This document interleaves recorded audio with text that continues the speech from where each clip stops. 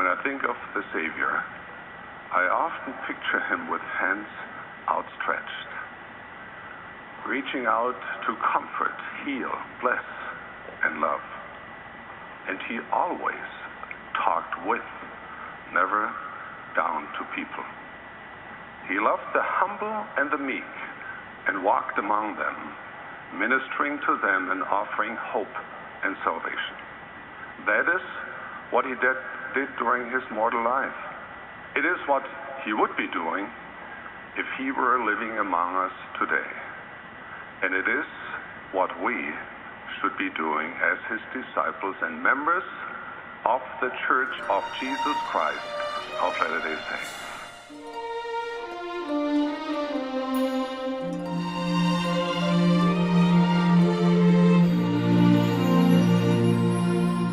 His hands, tools of creation, stronger than nations, power without end.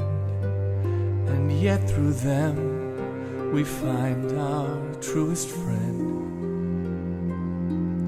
His hands, sermons of kindness, healing men's blindness, halting years of pain, children waiting to be held again.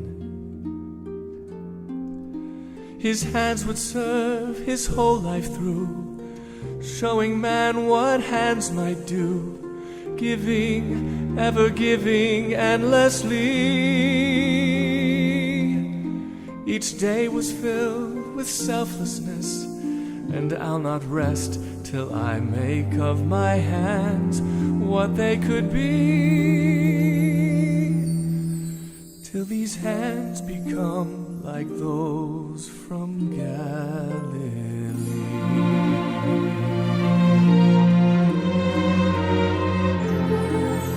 His hands warming a beggar, lifting a leper, calling back the dead,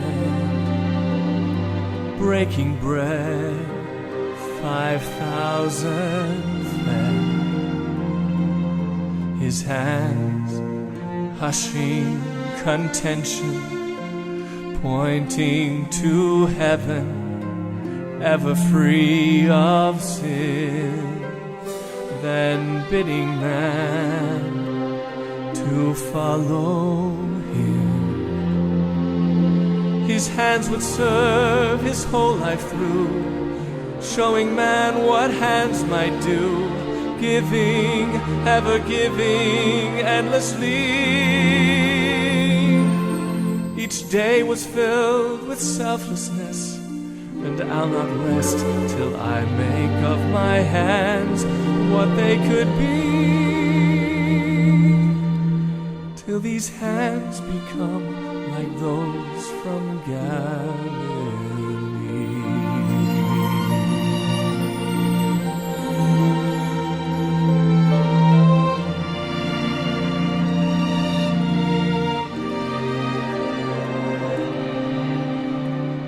His hands clasped in agony as he lay pleading, bleeding in the garden, while just moments away other hands betray him out of greed, shameful greed.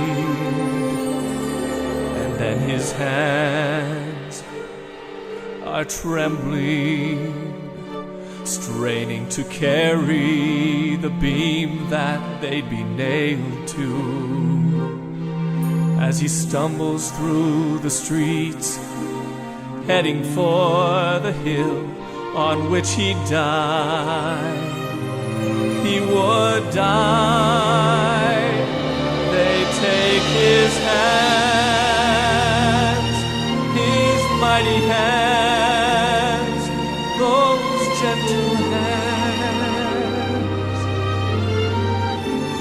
and then they pierce them, they pierce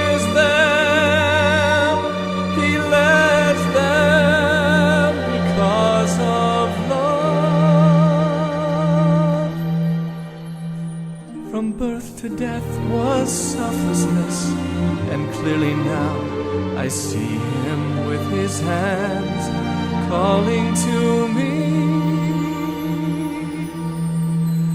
And though I'm not yet as I would be, he has shown me how I could be. I will make